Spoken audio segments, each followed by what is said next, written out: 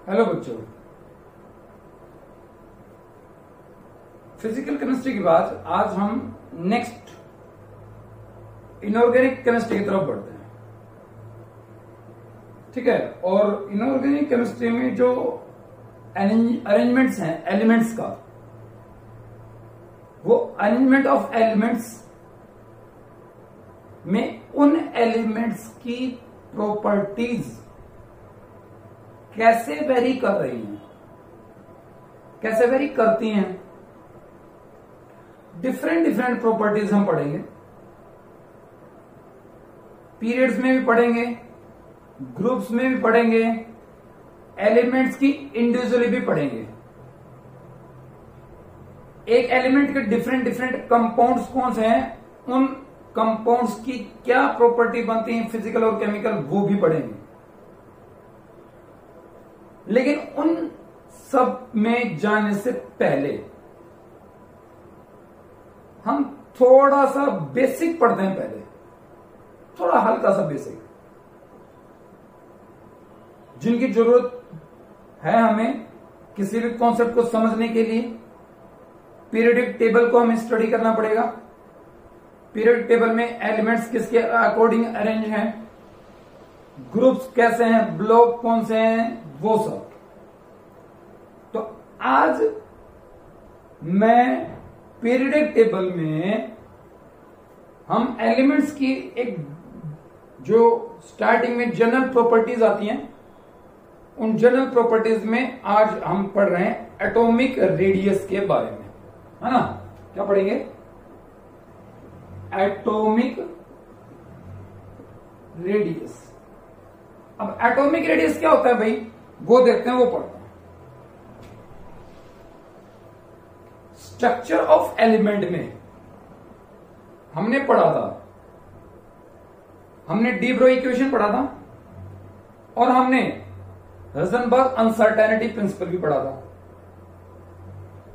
और एक कॉन्सेप्ट वहां पे आया था किसका, ऑर्बिटल का। एक कॉन्सेप्ट आया था ऑर्बिटल का। डी ब्रोई क्या कहता है कि जो हमारे पास में कोई भी इलेक्ट्रॉन है, उस इलेक्ट्रॉन के ड्यूअल नेचर है। कोई भी माइक्रोस्कोपिक बॉडी है, उसके ड्यूअल नेचर है हमारे पास में। पार्टिकल नेचर भी है और वेव नेचर भी है। पार्टिकल नेचर भी है और वेव नेचर भी है। एक ब्रांच है साइंस का जिसको बोलते हैं क्वांटम। और वो क्वांटम में क्या है कि जो इलेक्ट्रॉन है उसको हम क्या मानते हैं, एज अ वेव मानते हैं, एज अ वेव कंसिडर करते हैं। और उसी में हम एक इक्वेशन पढ़ते हैं, Schrödinger wave equation. Means electron किस फॉर्म में रिवॉल्व कर रहा है न्यूक्लियस के अराउंड, वेव फॉर्म में मूव कर रहा है। सपोज कीजिए ये न्यूक्लियस है और ये वेव फॉर्म में कौन मूव कर रहा है, यूं वेव फॉर्म में इलेक्ट्रॉन मूव कर रहा है। किसके अराउंड, न्यूक्लियस के अराउंड में। ठीक है, तो वहां पे क्या था, lambda is inversely proportional to the momentum according to de Broglie equation. Structure of atom में हमने ये पढ़ा था डी ब्रोई में। लेकिन हाइजेनबर्ग अनसर्टेनिटी प्रिंसिपल क्या कहता है कि पोजीशन और वेलोसिटी, क्या चीजें भाई, इलेक्ट्रॉन की पोजीशन और इलेक्ट्रॉन की वेलोसिटी एग्जैक्टली हम एक साथ कैलकुलेट नहीं कर सकते हैं विद हाई एक्यूरेसी। दोनों को एग्जैक्टली एक्यूरेटली क्या करना, मेजर करना बड़ा क्या है, मुश्किल काम है। क्योंकि इलेक्ट्रॉन की पोजीशन फिक्स नहीं है और वो रिवॉल्व करता है न्यूक्लियस के अराउंड में। तो मान लीजिए कि ये न्यूक्लियस है, हमने ये तो डी ब्रोई के माना, ये न्यूक्लियस है और इसके अराउंड इलेक्ट्रॉन मूव कर रहा है। किस फॉर्म में भाई, वेव फॉर्म में मूव कर रहा है। किस फॉर्म में मूव कर रहा है, वेव फॉर्म में। तो वो क्या होता है, कभी न्यूक्लियस से क्लोज आता है, कभी न्यूक्लियस से दूर भी चला जाता है, कभी न्यूक्लियस से क्लोज आता है, कभी न्यूक्लियस से दूर चला जाता है। लेकिन वेव फॉर्म में रिवॉल्व कर रहा है न्यूक्लियस के अराउंड। तो हम क्या करते हैं, हम वो रीजन लेते हैं जिसमें इलेक्ट्रॉन फाइंडिंग प्रोबेबिलिटी 90 to 95% हो। 90 to 95% प्रोबेबिलिटी हो किसकी, इलेक्ट्रॉन फाइंडिंग की। और उसी रीजन को क्या कहते हैं हम, ऑर्बिटल कहते हैं। क्या कहते हैं उसको हम, ऑर्बिट। मतलब फिक्स बाउंड्री तो है नहीं। पहला कॉन्सेप्ट यहां पे समझना कि हम तो सिर्फ वो रीजन ले रहे हैं 90 to 95% जहां पे इलेक्ट्रॉन फाइंडिंग प्रोबेबिलिटी है न्यूक्लियस के अराउंड में। तो क्या नहीं हमारे पास में फिक्स्ड, क्या नहीं हमारे पास में फिक्स बाउंड्री नहीं है हमारे पास में। हो सकता है वो 94 पे ले ली हो हमने बाउंड्री, हो सकता है 95 पे ले ली हो सकता है 93 पे ले ली हो सकता है 90% पे ले ली हो। इलेक्ट्रॉन फाइंडिंग प्रोबेबिलिटी तो यहां पे भी है, इलेक्ट्रॉन फाइंडिंग प्रोबेबिलिटी तो यहां पे भी है, इलेक्ट्रॉन फाइंडिंग प्रोबेबिलिटी तो यहां पे भी है। लेकिन हम सिर्फ वो रीजन ले रहे हैं जिसमें क्या इलेक्ट्रॉन फाइंडिंग प्रोबेबिलिटी क्या 90 to 95%। और इसी रीजन में क्या कर रहा है, इलेक्ट्रॉन मूव कर रहा है 90 to 95%, और उसकी पोजीशन फिक्स नहीं है, और उसकी वेलोसिटी हम दोनों पोजीशन और वेलोसिटी एक साथ कैलकुलेट हम नहीं कर सकते हैं। ठीक है, इस पॉइंट को समझना। फिक्स बाउंड्री नहीं है, क्योंकि इलेक्ट्रॉन यहां पे भी आ सकता है, यहां पे भी आ सकता है। फिक्स बाउंड्री नहीं है, हम सिर्फ वो रीजन ले रहे हैं जहां पे 90 to 95% क्या हो, प्रोबेबिलिटी हो। अब मैं बढ़ता हूं एटॉमिक रेडियस की तरफ। मान लीजिए कि ये मेरे पास में न्यूक्लियस है और ये इसका क्या है, शेल है। वॉर में हमने पढ़ा था क्या, इलेक्ट्रॉन मूव कर रहा है किसमें, डिफरेंट शेल्स में। ये फर्स्ट सेल है, ये सेकंड सेल है आपका, ये थर्ड सेल है आपका, ये फोर्थ सेल है आपका। मतलब नंबर ऑफ सेल्स हमारे पास में। फाइन, वॉर में हमने ये भी पढ़ा था, यहां से ये डिस्टेंस ज्यादा होगी, फिर इनके बीच की डिस्टेंस कम, ये कम, ऐसा होता जाएगा। ये क्या है हमारे पास में, सेल्स हैं जिसमें क्या कर रहे हैं, इलेक्ट्रॉन मूव कर रहे हैं। तो मान लीजिए कि ये तो कौन सा है आपका, ये सेल है आपका KLMN, और क्वांटम नंबर में इसको हमने किससे रिप्रेजेंट किया था, N से, जिनको हमने प्रिंसिपल क्वांटम नंबर बोला था। वो क्या होता है, 1 2 3 और 4। सपोज कीजिए मेरे पास में ये कोई सेल है, मैं एक एलिमेंट ही ले लेता हूं। सपोज कीजिए मेरे पास सेकेंडियम है, क्या मेरे पास में स्कैंडियम है। सेकेंडियम का इलेक्ट्रॉनिक कॉन्फिगरेशन हमें पता है, क्या होता है, 1s2 2s2 2p6 3s2 3p6 4s1 fourth n is equal to fourth, मतलब फोर्थ सेल है। तो ये फोर्थ सेल आ गया मेरे पास में। ये न्यूक्लियस है और ये फोर्थ सेल है। यहां से यहां तक क्या डिस्टेंस, ये कौन सी सेल है, ध्यान सुना भी, ये आउटर मोस्ट सेल। मतलब एटॉमिक रेडियस में ये डिस्टेंस है किसका, न्यूक्लियस और आउटर मोस्ट सेल के बीच का। It is the distance between the nucleus to outermost shell, of gases atom. Atomic radius पढ़ा है तो क्या लेंगे, एटम। और क्या होगा, वो आइसोलेटेड होगा, आइसोलेटेड गैसेस एटम होगा। क्यों भाई, एटम की प्रॉपर्टी पढ़ने तो एटम लूंगा मैं, और आइसोलेटेड क्यों लूंगा, वो सुनना भी। मान लीजिए मेरे पास ये न्यूक्लियस अभी एक सेल है, इलेक्ट्रॉन इसके अंदर घूम रहे हैं यहाँ पे। ये दूसरा न्यूक्लियस है, एटम है, और इसके भी इलेक्ट्रॉन यहाँ पे। तो ये इलेक्ट्रॉन, इस एटम के ये इलेक्ट्रॉन इसके न्यूक्लियस से भी अट्रैक्ट होंगे, इसके इलेक्ट्रॉन्स इसके न्यूक्लियस से अट्रैक्ट होंगे, ये इलेक्ट्रॉन इससे अट्रैक्ट होंगे। मतलब एक दूसरे क्या करेंगे, एक दूसरे को ये इन्फ्लुएंस करेंगे, और इसके इन्फ्लुएंस की वजह से मतलब अट्रैक्टिव और रिपल्सिव फोर्सेस इनके बीच में होंगे, और उन्हीं की वजह से इनके बीच का एटॉमिक रेडियस क्या होगा, कुछ चेंज हो सकता है। इसीलिए क्या लेंगे हम, सिर्फ आइसोलेटेड गैसेस एटम ही लेंगे। तो क्या फिर से देखना, न्यूक्लियस से आउटरमोस्ट सेल के बीच का डिस्टेंस है क्या, एटॉमिक रेडियस, आइसोलेटेड एटम का एटॉमिक रेडियस है। ठीक है, अब एटॉमिक रेडियस को किसमें लेते हैं, एंगस्ट्रॉन में भी लेते हैं, नैनोमीटर में भी लेते हैं, पिकोमीटर में भी लेते हैं। जनरली 3 ही यूनिट है हमारे पास में। 1 एंगस्ट्रॉन कितना होता है, 10⁻⁻10 मीटर होता है बच्चों। नैनोमीटर क्या होता है 10 की पावर -9 मीटर होता है, और पिकोमीटर क्या होता है 10 की पावर -12 मीटर। ये यूनिट्स हैं किसकी, एटॉमिक रेडियस को मेजर करने की। अब प्रॉब्लम अराइज होती है क्या कि भाई एग्जैक्ट एटॉमिक रेडियस तो डिफिकल्ट है बहुत कैलकुलेट करना। किसी भी एटम का हम एग्जैक्ट एटॉमिक रेडियस कैसे निकालें जब उसकी फिक्स बाउंड्री नहीं है। फिक्स बाउंड्री नहीं है, बाउंड्री अगर मैंने ये ले ली मान लो तो एटॉमिक रेडियस ये हो गया, लेकिन बाउंड्री मैंने ये ले ली क्योंकि मैंने 90% का रीजन लिया तो ये 90% का रीजन हो गया, और मैंने अगर 95% का रीजन लिया तो थोड़ी सी बाउंड्री क्या होगी, बढ़ गई।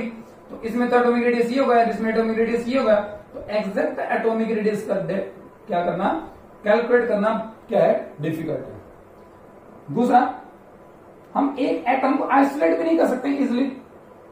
कैसे आइसोलेट करेंगे, एक अकेले एटम को तो आइसोलेट करना मुश्किल काम है ना। एक एटम दूसरे एटम के क्लोज होगा तो वो एक दूसरे के एटॉमिक रेडियस को क्या करेगा, इन्फ्लुएंस करेगा। थर्ड, एटम अकेला एग्जिस्ट नहीं करता, एटम की इंडिपेंडेंट एग्जिस्टेंस नहीं है। बहुत सारे ऐसे भी एलिमेंट हैं जिनके एटम्स की इंडिपेंडेंट एग्जिस्टेंस नहीं है। इनर्ट गैसेज को अगर मैं छोड़ दूं, इनर्ट गैसेज को अगर मैं छोड़ दूं तो इनर्ट गैसेज के एटम्स के अलावा जो भी एटम्स हैं वो एटॉमिक फॉर्म में एग्जिस्ट नहीं कर रहे हैं, वो एटॉमिक फॉर्म में एग्जिस्ट नहीं कर रहे हैं। कुछ ऐसे गैस है हमारे पास में, गैस है वो किस फॉर्म में, मॉलिक्यूलर फॉर्म में। मेटल है हमारे पास में, किस फॉर्म में, मेटेलिक फॉर्म में। अगर मैं बात करूं सपोज Cl2 की, तो Cl का एटॉमिक रेडियस कब निकालोगे जब Cl एग्जिस्ट करेगा अकेला। Cl अकेला इंडिपेंडेंटली एग्जिस्ट करेगा नहीं। Cl किस फॉर्म में एग्जिस्ट करता है, Cl2 की फॉर्म में, और Cl2 क्या है, मॉलिक्यूल है। तो फॉर मॉलिक्यूल का हम रेडियस निकालें, फिर एटॉमिक रेडियस कैसे कैलकुलेट करें। तो एटम की इंडिपेंडेंट एग्जिस्टेंस नहीं है, उसकी वजह से भी एटॉमिक रेडियस कैलकुलेट करने में क्या होगी, प्रॉब्लम होगी। तो हम एटॉमिक रेडियस कैलकुलेट करते हैं कैसे, distance of the nucleus to outermost shell of the gaseous isolated atom, वो आपका एटॉमिक रेडियस होगा। ये उनकी यूनिट्स होगी, और ये क्या होगी, difficulty in the calculation of the atomic radius. तो instead of the atomic radius मैं नेक्स्ट यहां पे बढ़ रहा हूं, और एटॉमिक रेडियस की बजाय मैं यहां से कैलकुलेट कर रहा हूं कुछ another different type of the radius. और वो दूसरे डिफरेंट टाइप के रेडियस क्या है वो हम यहां से पढ़ते हैं। पहला हम पढ़ रहे हैं क्या, कोवलेंट रेडियस हम यहां से पढ़ रहे हैं। पहले क्या पढ़ रहे हैं हम पढ़ रहे हैं कोवलेंट रेडियस। देखो मैंने तुम्हें बताया अभी क्या भाई, मैंने बताया सपोज ये क्लोरीन है हमारा, किस फॉर्म में एग्जिस्ट करता है क्लोरीन, Cl2 के फॉर्म में, Cl2 के फॉर्म में एग्जिस्ट करता है। और एक क्लोरीन का एटम दूसरे क्लोरीन के एटम से जुड़ा हुआ है कोवलेंटली, शेयरिंग ऑफ इलेक्ट्रॉन यहां से होता है। एक क्लोरीन का एटम ये है, इसके आउटर शेल में 7 इलेक्ट्रॉन्स हैं, 7 इलेक्ट्रॉन्स हैं। एक क्लोरीन ये है, उसके ये न्यूक्लियस, इसका ये न्यूक्लियस, इसके भी आउटर शेल में 7 इलेक्ट्रॉन्स हैं। एक इलेक्ट्रॉन इसको भी चाहिए, एक इलेक्ट्रॉन इसको भी चाहिए। एक इलेक्ट्रॉन क्या इसको रिक्वायर है, और एक इलेक्ट्रॉन इसको भी रिक्वायर है, क्या करने के लिए, अपना ऑक्टेट को कंप्लीट करने के लिए। तो ये आपस में क्या करते हैं, इलेक्ट्रॉन की शेयरिंग करते हैं। ये एक इलेक्ट्रॉन इसका, ये एक इलेक्ट्रॉन इसका, बाकी 6 इलेक्ट्रॉन ये इधर पड़े हुए हैं, इसके 6 इलेक्ट्रॉन इसके ऐसे पड़े हुए हैं इधर। तो ये इलेक्ट्रॉन और ये इलेक्ट्रॉन आपस में क्या करते हैं, शेयरिंग करते हैं। और शेयरिंग करने के लिए इन दोनों को क्या करना पड़ेगा, इन दोनों इलेक्ट्रॉन्स को ओवरलैप करना है, दोनों इलेक्ट्रॉन्स को जुड़ना है, और तो ये दोनों क्लोजली आएंगे ऐसे, और ये ओवरलैप कर देंगे।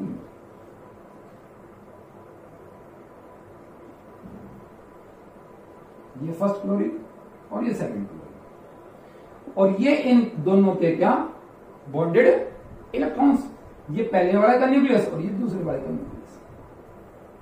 तो ये क्या हो गया, बॉन्डेड न्यूक्लियस हो गई, ये वाली यहां से यहां, और ये क्या होगा, शेयर्ड इलेक्ट्रॉन्स हो गए। इस तरह के बॉन्ड को हम क्या बोलते हैं, कोवलेंट बॉन्ड बोलते हैं। हम पढ़ेंगे जब हम केमिकल बॉन्डिंग में जाएंगे तब कोवलेंट बॉन्ड कैसे बनते हैं। ठीक है, क्लियर। तो ये हो गया हमारे पास में कोवलेंट बॉन्ड बन गया इन दोनों के बीच में। ये कोवलेंट बॉन्ड किसका, क्लोरीन का। अगर ये जो कोवलेंट बॉन्ड है, इस बॉन्ड की डिस्टेंस का मैं क्या कर दू, हाफ, यहां से यहां तक, तो ये क्या बन जाएगा, इसको बोलूंगा मैं कोवलेंट रेडियस। क्या कहूंगा इसको, कोवलेंट रेडियस। तो क्या हुआ, हाफ डिस्टेंस है, आधा, दो न्यूक्लियस के बीच की जो डिस्टेंस है, टू न्यूक्लियस के बीच की जो डिस्टेंस है, उस डिस्टेंस का क्या, हाफ, वो क्या होगा आपका कोवलेंट रेडियस होगा।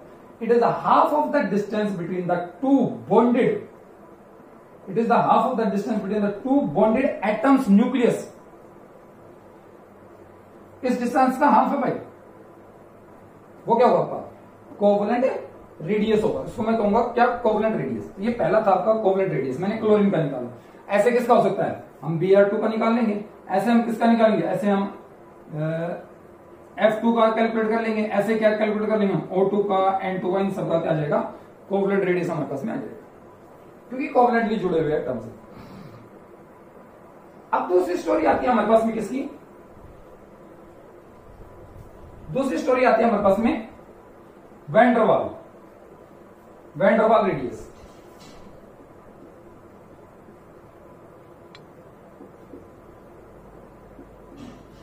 किसकी स्टोरी आती है भाई, वैन डर वाल रेडियस की स्टोरी हमारे आती है। क्या है वैन डर वाल रेडियस की स्टोरी में, उसको देखते हैं। ये मेरे पास में इनर्ट गैस है, मान लो इनर्ट गैस, मान ली कोई भी मेरे पास में ले ली मैंने, सपोज आर्गन ले लिया, ये आर्गन का न्यूक्लियस है और ये आर्गन का एटम है, ये आउटर शेल है किसकी, आर्गन की। एक आर्गन का एटम ये है, बड़ा होगा क्या, कोई बात नहीं, ये होगा आर्गन का दूसरा एटम। और इन दोनों के बीच में इस एटम में आर्गन के आउटर शेल में कितने, 8, इसके भी आउटर शेल में कितने, 8। जब 8 है तो इसका मतलब आउटर शेल में जो इलेक्ट्रॉन्स हैं उनका ऑक्टेट क्या है, कंप्लीट है। और ऑक्टेट कंप्लीट है तो ये एक दूसरे के साथ में बॉन्ड तो बनाएंगे नहीं, कोवलेंट बॉन्ड। तो कोवलेंट तो किस लिए बनाते थे, अपना ऑक्टेट कंप्लीट करने के लिए। ये बॉन्ड नहीं बनाएंगे तो ये एक दूसरे से क्या रहेंगे, दूर रहेंगे। लेकिन इनके बीच में भी अट्रैक्शन होगा, फोर्स ऑफ अट्रैक्शन होगा, और उस फोर्स ऑफ अट्रैक्शन को क्या बोलेंगे हम, क्या बोलते हैं, लंदन डिस्पर्सन फोर्स। और उसी में ही बढ़ता है आपका क्या, ये इसको बोलते हैं van der Waals force of attraction. क्या बोलेंगे इसको, van der Waals force of attraction. बच्चों क्लियर, ये van der Waals force of attraction होता है। लेकिन ये फोर्स ऑफ अट्रैक्शन नेचर में क्या होता है, बहुत वीक होता है, वीक फोर्स ऑफ अट्रैक्शन है। क्योंकि इनको तो ओवरलैप करने के लिए दोनों को क्या आना पड़ा, एक दूसरे के क्लोज आना पड़ा, एक दूसरे के साथ में ओवरलैप करना पड़ा। लेकिन ये तो ओवरलैप नहीं करेंगे, ये दूर दूर रहेंगे। तो इन दोनों जो नियरेस्ट गैसियस एटम है, नियरेस्ट गैसियस एटम के न्यूक्लियस की डिस्टेंस का हाफ, ये क्या होगा, इसको क्या कहूंगा मैं, इसको कहूंगा वैन डर वाल रेडियस। क्या कहूंगा इसको, वैन डर वाल रेडियस। इधर ये क्या होगा, ये हो गया वैन डर वाल रेडियस। जो नियरेस्ट गैसियस एटम है उनके एटम्स के न्यूक्लियस की डिस्टेंस का हाफ। ऐसे इसमें भी ले सकता हूं, देखो जैसे ये क्लोरीन था, एक क्लोरीन मान लीजिएगा ये है हमारे पास में, ठीक है।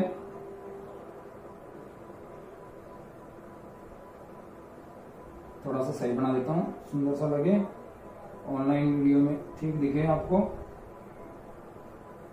वरना बोल देंगे मास्टर जी पता नहीं ड्राइंग बोल रही है मास्टर जी की। ये हो गया हमारे पास में, दो हो गया हमारे पास में भाई। एक क्लोरीन का एटम मॉलिक्यूल ये है, एक क्लोरीन का मॉलिक्यूल ये है। ये मॉलिक्यूल भी क्या स्टेबल है और ये मॉलिक्यूल भी क्या स्टेबल है।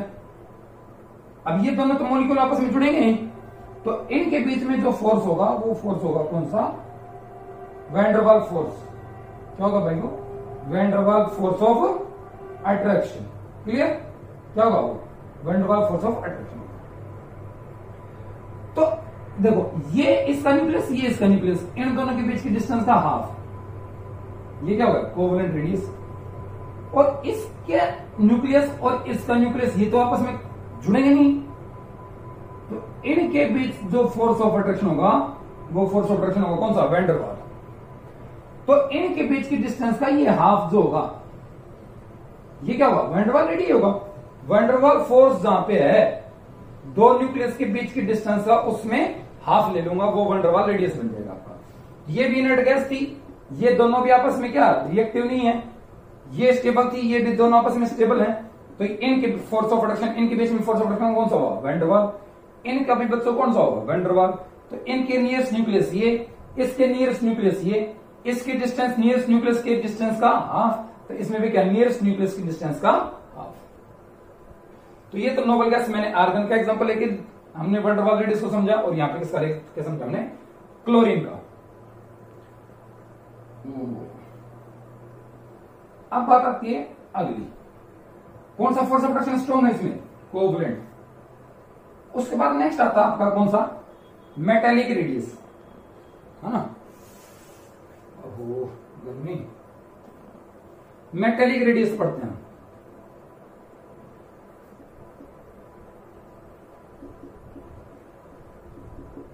क्या है मेटेलिक रेडियस में, वो देखता हूं, वो समझो। मेटल का एक मेटल का स्ट्रक्चर बना के दिखाता हूं आपको, छोटा माइक्रो लेवल पे। मेटल में क्या, मेटल एटम है। मान लीजिए मेरे पास में एक एटम ये है मेटल का, एक मेटल एटम ये है, और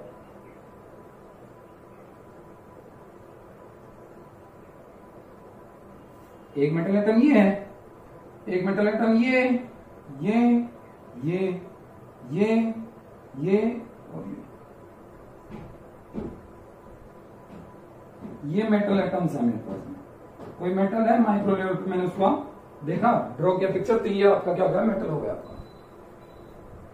ये मेटल का न्यूक्लियस सभी क्या,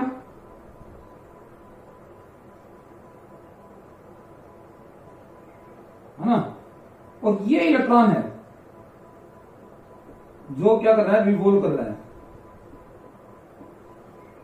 जो क्या कर रहा है, रिवॉल्व कर रहा है।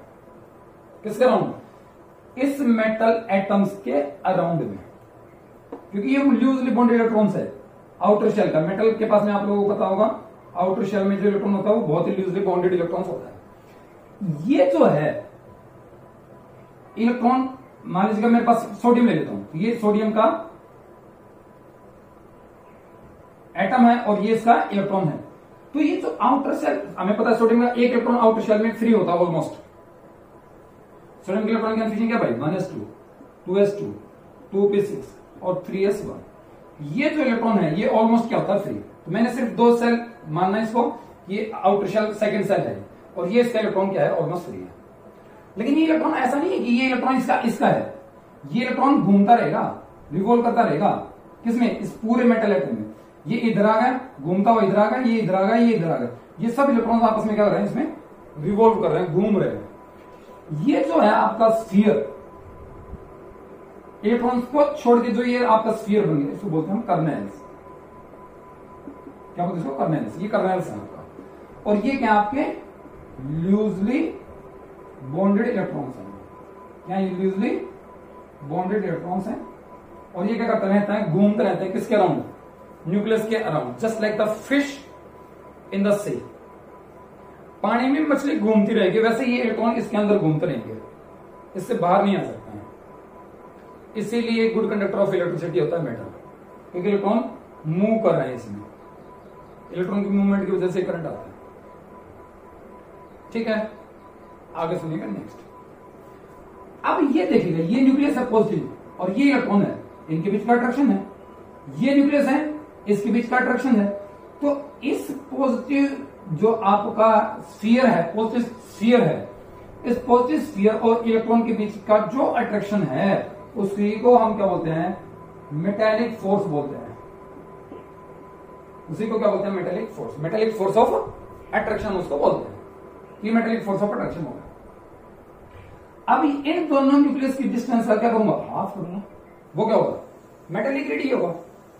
दो नियरेस्ट मेटल्स जो हैं उनके न्यूक्लियस के बीच की डिस्टेंस का हाफ, ये क्या होगा, उसको क्या कहूंगा मैं, मेटेलिक रेडियस।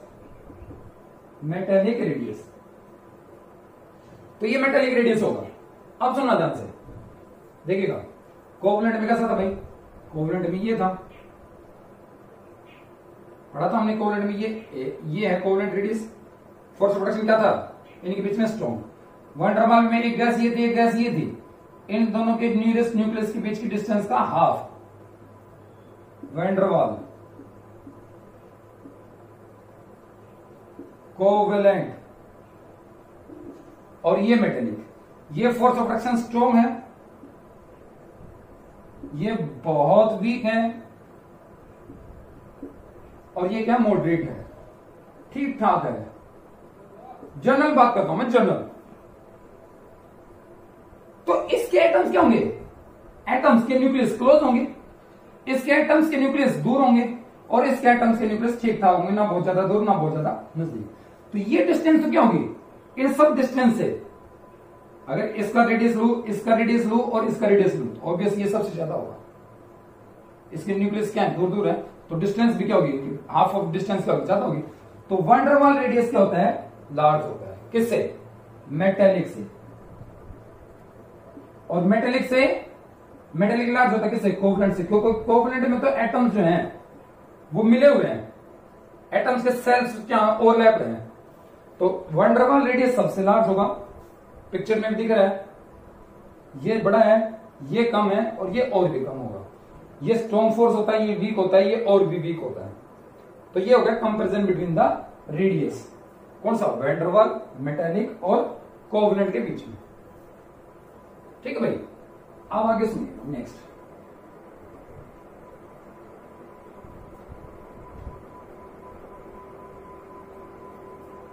अब बढ़ते हैं कहां पे, कंपैरिजन करते हैं किसका, कटायन, अनायन और एटम, एटम और अनायन। मैं आइसो इलेक्ट्रॉनिक स्पेसिस लेता हूं, सुना ध्यान से, आइसो इलेक्ट्रॉनिक स्पेसिस में यहां से ले लेता हूं।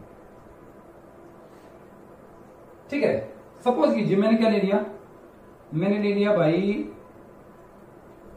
एल्यूमिनियम ले लिया, एल्यूमिनियम,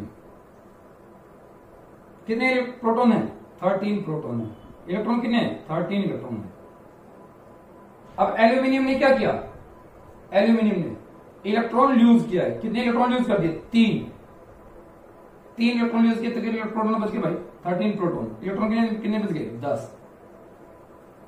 कितना पॉजिटिव चार्ज ज्यादा होगा, 3 पॉजिटिव चार्ज ज्यादा हो गया, इसलिए एल्यूमिनियम पे क्या चार्ज आ गया, 3 पॉजिटिव चार्ज भी आ गया।